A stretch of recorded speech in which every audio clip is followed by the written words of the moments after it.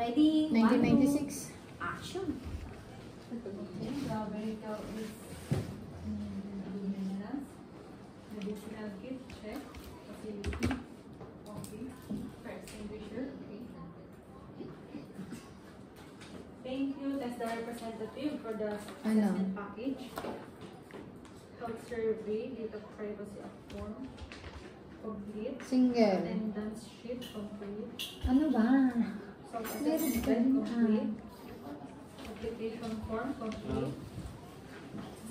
Specific instruction, written test, complete. Cards, complete. Ready for Lahat ba ng records niya single? So, good morning everyone. Welcome to TESDA Provincial Training Center, an accredited assessment center in driving and CP. I am Divine Grace D. Lago, your competency assessor, and here is my ID as a proof that I'm an accredited assessor for disqualification, driving, and CP. So, before we begin, may I acknowledge the presence of the TESDA representative, Mr. Julian Corpus, sir, the AC manager, Ma'am Felicidad Badajos, ma'am, and the processing officer, Ma'am Robbie Ven, ma'am. Good morning. So, you do not have to worry about their presence, okay? Nandito lang sila para oversee if the conduct of this competency assessment is in accordance with the prescribed methodologies and procedures of TESDA. They are not here to assess you because I will be the one to assess you, okay? So please stand up for our prayer. Amen. You may now take your seat. Okay.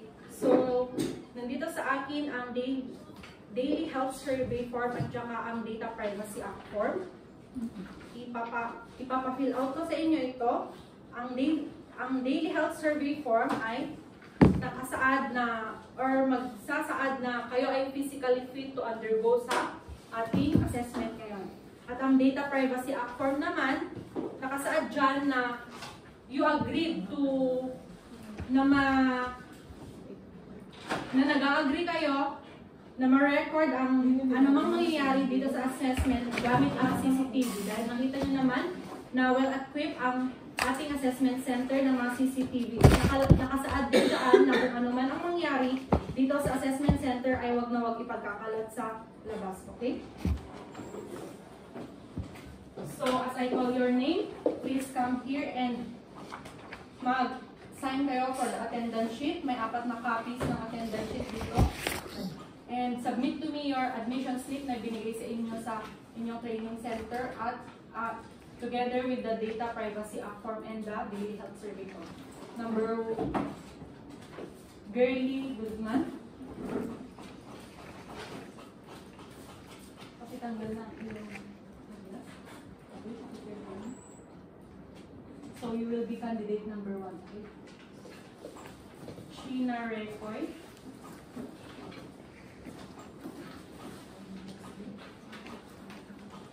Okay. You will be candidate number 2. Okay? Since nakapag-attendance na tayo, nandito sa akin ang inyong self-assessment guide at ang inyong accomplished application form. Since nag-yes kayo dito sa self-assessment guide ninyo, ibig sabihin, kaya nyo nang i-perform lahat ng competencies ng driving and C2. No? So, once again, I would like to welcome you here sa ating TESDA Provincial Assessment Center, kung saan i-assess ko kung competent na kayo para makuha ang NC2 ng driving. Okay? So, there are 4 core competencies of driving, no? First is carry out minor vehicle maintenance and servicing. Second, drive light vehicle. Third, implement and observe emergency procedures. And fourth, obey and observe traffic rules and regulations, no? So, ang assessment natin na ang driving NC2, ang magiging assessment is a project-based assessment. Ibig sabihin, all or nothing. May 3 procedures tayo ng assessment. Once na hindi kayo pumasa sa unang procedure ng assessment, hindi na kayo pwedeng mag-undergo sa next na procedure ng ating assessment ngayon, no? So, ang magiging assessment na procedures ay 3. First is written exam, oral, and next is demonstration, at ang pangatlo ay ang oral questioning.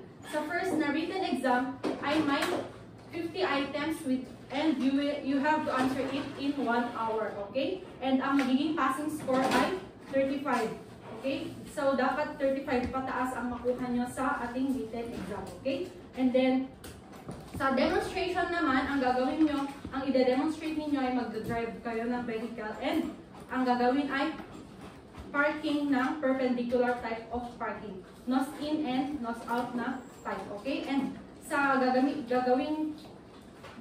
ay mga cones, may mga 9 na cones, and once na may isa lang na masagi kayong cone, sorry po, pero you will be considered not yet competent. And okay, and susunod noon ay ang oral questioning, okay?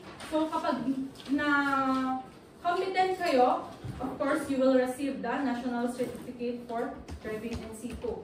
Okay? Within 2 to 3 days na after this assessment, mare-receive ninyo via email. Since mas advanced na tayo, i-send na lang sa inyo sa inyong email. Okay? Kanina, before mag-start ang assessment, nag-picture kayo sa admin at yun yung gagamitin na for the certificate, okay? And then kung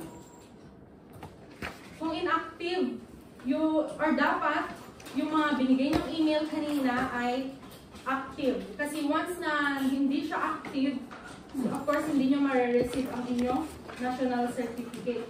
So ang gagawin nyo kapag magka-problema or hindi nyo agad makuha yung inyong national certificate, pumunta lang kayo sa inyong training center at sabihin ang inyong problema para masolusyonan, okay? And kung not yet competent naman, of course, ang a-advise ko sa inyo is mag-undergo ulit kayo mag-para assessment ulit kayo. Since pwede naman kayo mag-para assess ulit, sabihin nyo lang yung training center ninyo, and then dapat pwede kayong magpa-schedule ng inyong reassessment, okay? At kapag naman twice na hindi nyo pa, na not yet competent pa din kayo, at na 2 beses na kayo na nag-reassess and hindi pa kayo competent, I advise you na mag-undergo ng refresher course, okay? Para mas makasa pa yung kaalaman natin sa qualification na ito, okay? Next. So, kung mga may kailangan kayo later, or personal needs, may CR sa labas, sa likod ng assessment center, okay? Bibigyan ko kayo ng time later. At saka may canteen sa labas ng ating assessment center kung nagugutom kayo, okay? At kung may mga katanungan pa or may mga katanungan kayo regarding sa assessment, tanungin nyo na ngayon kasi mamaya hindi na pwede or bawal na magtanong mamaya kapag ongoing na ang ating assessment, okay? So siguro naman lahat tayo dito ay nakakaintindi ng Tagalog or Taglish, di ba? So, pero if ever na hindi kayo maintindihan, i-talk nyo lang ako, sabihan nyo lang ako para mas may paintindi ko sa inyo, okay? At kung nahihirapan sa tingin nyo, nahihirapan kayong magsulat, I will accept your answers verbally, okay? Sa ating written exam, okay? And kung mamaya, para pag mag-drive na, please, ang kailangan natin ay presence of mind. We should observe the proper body mechanics, okay? Para maiwasan natin ang aksidente, okay? Pero kung may mangyari man na hindi inaasahan mamaya, huwag naman sana, sabihan nyo lang ako na meron naman tayong first aid kit sa likod ng pintuan para maagapan natin ang hindi inaasahang pangyayari, okay? And since nabanggit ko kanina na pumirma kayo dito sa Data Privacy Consent Form, nakasaad dyan na we should na dapat maging confidential itong assessment na ito. So, ibig sabihin, Huwag po natin ipagkalat sa iba ang mga nangyari na procedures dito sa ating assessment. Okay? Na nakasaad dyan. Naintindihan? Okay. And kung ang do's and don'ts naman, pwede na kayong magtanong sa akin ngayon pala kung ano yung mga nais nyong itanong regarding dito sa ating assessment. At kung wala naman, later bibigay ko ang inyong specific instruction. And don'ts, please paki-silent po ang inyong mga cellphone at huwag na ilalabas mamaya dahil bawal po yan. Okay? And then, kung na-found out na hindi pa kayo or hindi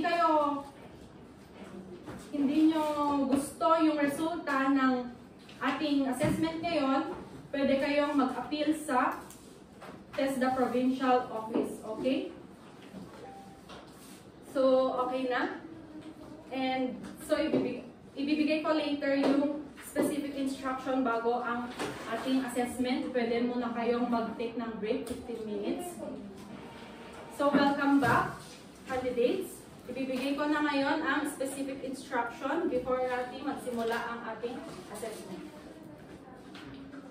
Okay na? So, this first is the written test. 1 hour, finish or not finish, you will have to pass it later.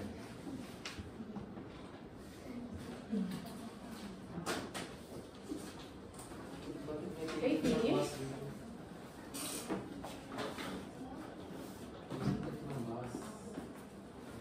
So, candidate number 1, pwede ka nang mag-proceed sa ating vehicle para mag-drive. Candidate number 2, please wait to the waiting area.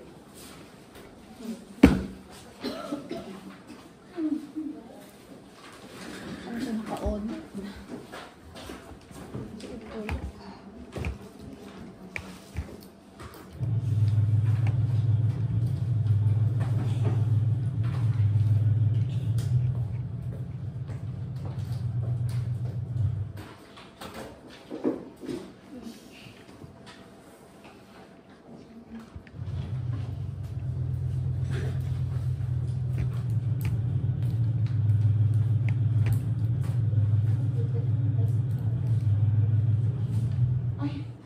Okay, please call now for candidate number 2 at maghintay ka din sa waiting area. Okay?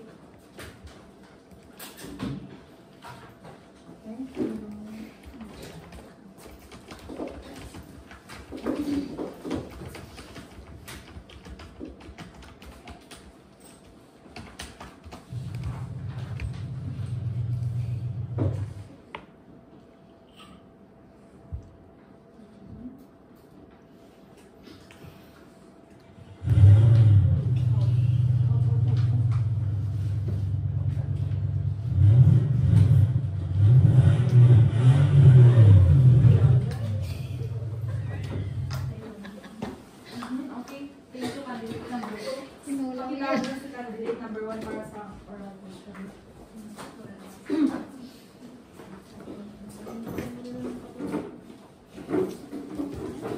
So, candidate number 1, ito ang katanungan.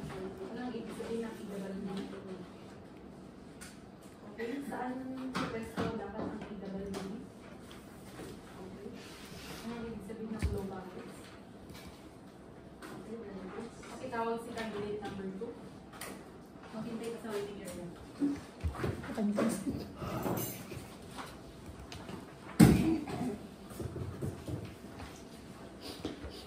Hindi ko ay kung hawak. Candidate number 2. Ikaw ang tanong. Ibigay ng 5 place prohibited for parking. Ano tayo sa pa? Ano ang ibig sabihin ng low buckets?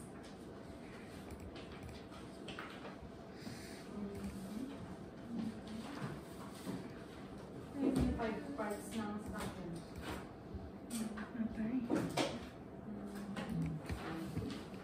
Sige, candidate number 2, pwede ka na ulit bumalik sa waiting area. Pakitawag si candidate number 1 para sa sa feedback. Hindi mo ito ka. Pwede mo nga ito nito. Candidate number 1, kumusta? How did you find the assessment? So,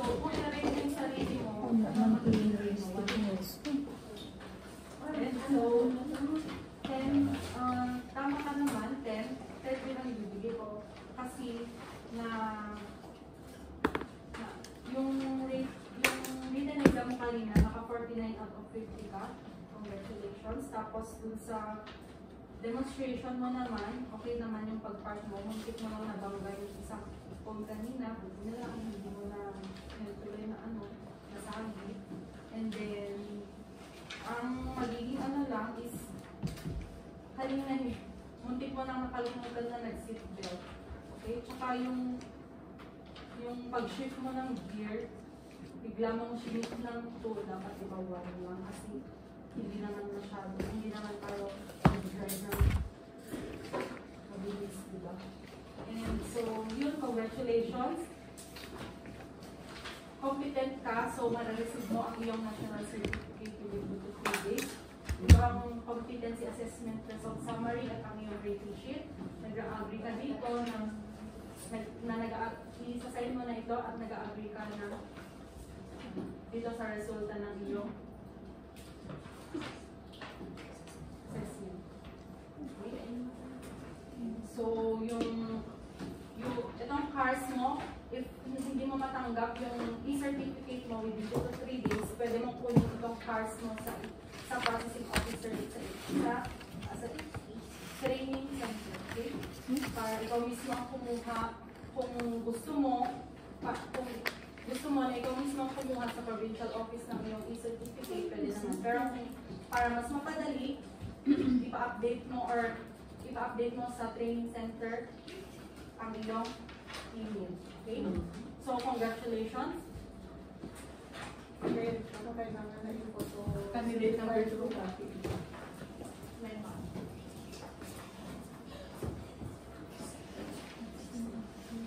Candidate number 2. So, kumusta? Okay. Tolerate mo yung sarili mo 1 to 10. So, okay. Alam mo naman. So, napansin ko din na pero pasado ko naman sa 40 out of 50. Yun nga lang sa demonstration, medyo hindi pa tayo mabangga, buti na naman. Tsaka nakabangga ka ng isang phone at tsaka sa oral questioning, medyo tagilid. So, alam mo na ang magiging resulta. Okay. Sorry to say, pero hindi ka pa competent, no? Para makuha mo yung national certificate. So, I advise you, pwede ka naman mag-reschedule ng iyong assessment, okay? Sa convenient time mo, no? And if ever, kung hindi ka naman mag-agree sa result, pwede ka naman na pumunta mag-send ka ng letter sa provincial office, okay? So, here is the cars. Pakisign na lang, nag-agree ka. And ito ang ating relationship. I'm very sorry. Pwede na kayo bumalik dito.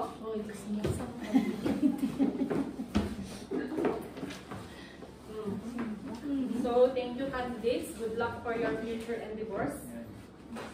Madam TESDA representative, here is the result of the assessment. So, candidates, that concludes our